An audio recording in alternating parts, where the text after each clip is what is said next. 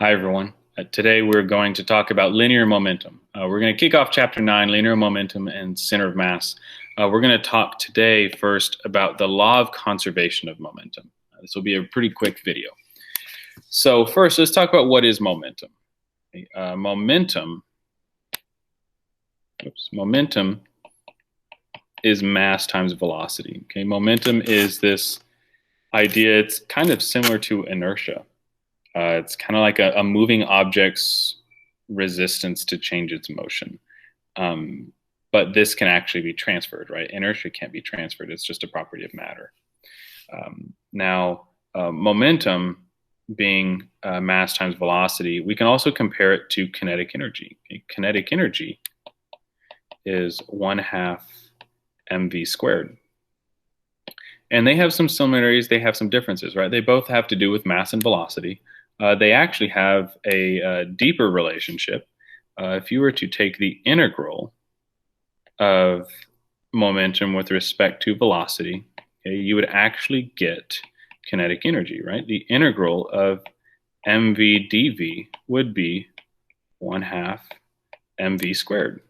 So this is an important relationship to consider when we talk about momentum and kinetic energy. You can also say that in the reverse math language, right? You could say that the derivative of kinetic energy with respect to velocity is momentum, right? You take the derivative of 1/2 mv squared, and that would give you mv. Okay?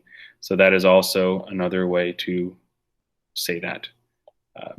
I see the integral relationship more commonly, but it doesn't actually matter. It's kind of saying the same thing. Now, there is a difference between the two, right? Obviously, there are a lot of differences between the two. They can both be transferred, right? They can both be conserved, right? There's a conservation of energy, conservation of momentum. Energy can be transferred from object to object. Energy can actually change forms, right? It can go from kinetic energy to gravitational potential to spring potential. And then momentum can also be transferred from object to object, and they're both conserved in a system. But a difference, okay? One major difference that students have noticed in class is that if you change an object's velocity, you linearly change the object's momentum. However, if you were to change an object's velocity, you would parabolically change the object's kinetic energy. So they do have this difference, right? There is a linear and a parabolic difference. If you were to look at kinetic energy, right, if you double the object's mass, right, then you're going to double the kinetic energy. However, if you were to double the velocity, you would quadruple the kinetic energy. Right? Now, over here, they're on the same playing field. There is no exponent that's going to get in the way of all of that. So if you double mass or double velocity, you're going to get the same result, which is going to come into play when we talk about law of conservation of energy throughout this unit. Next, ask what is impulse, right? Impulse is, impulse is a cursive I, and impulse is the integral of force with respect to time. Okay, it's the integral of force over time. So if we have a graph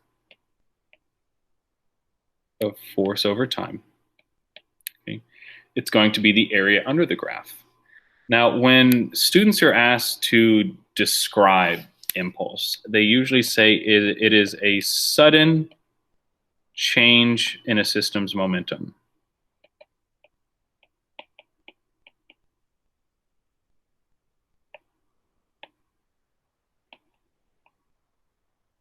Okay, now the change in a system's momentum, very important part of that concept, right?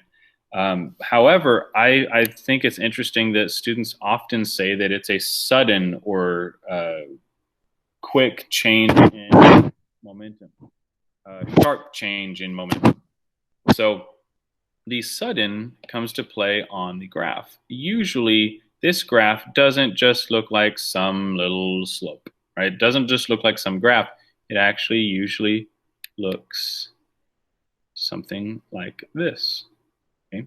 You usually have this sharp increase of force over this time, and the time is usually small, sometimes measured even in milliseconds.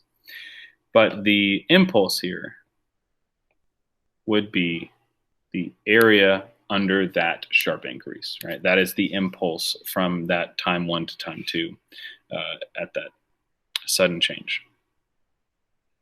Now, the next question asks, how is impulse similar to work? So work has a very similar equation, right?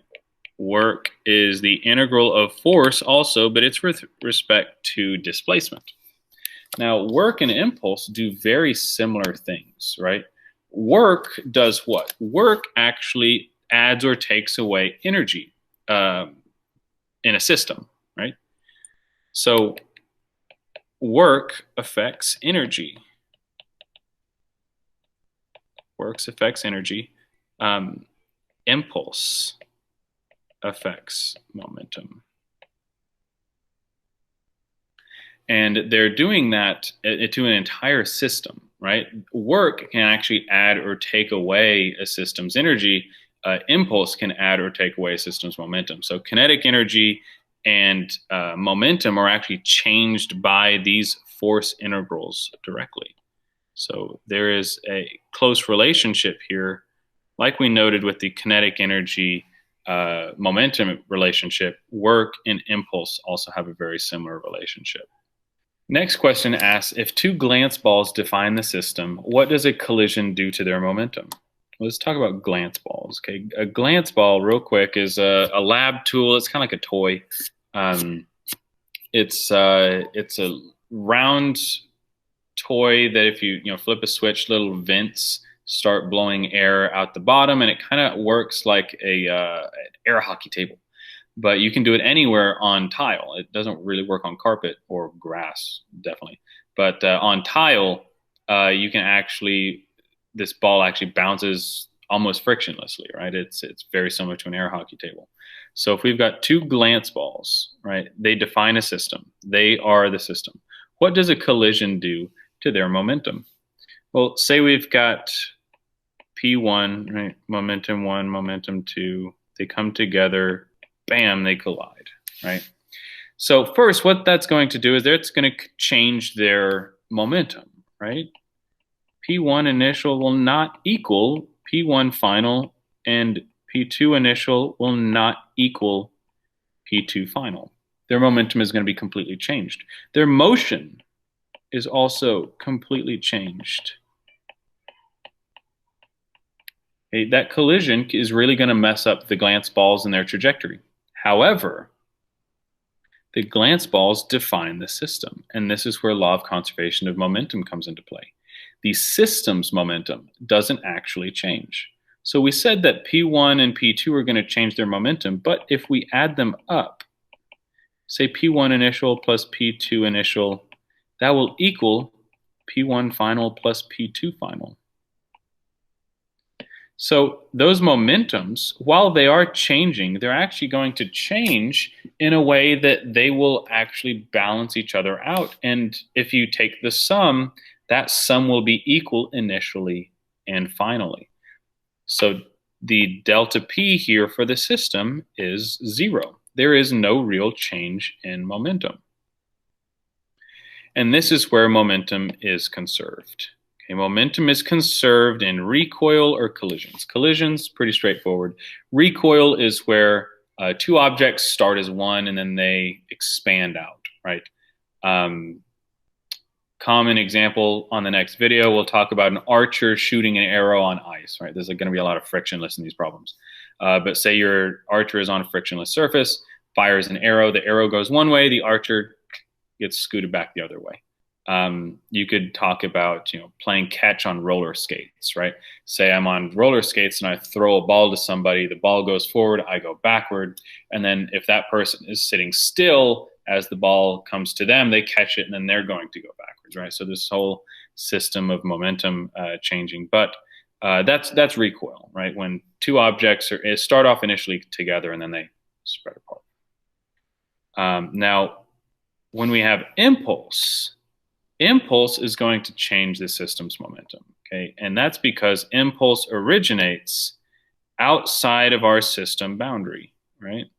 System boundary is here, but impulse is actually going to either bring in or take away momentum from our system. So this is when momentum is not conserved. Okay? Momentum changes, meaning the system's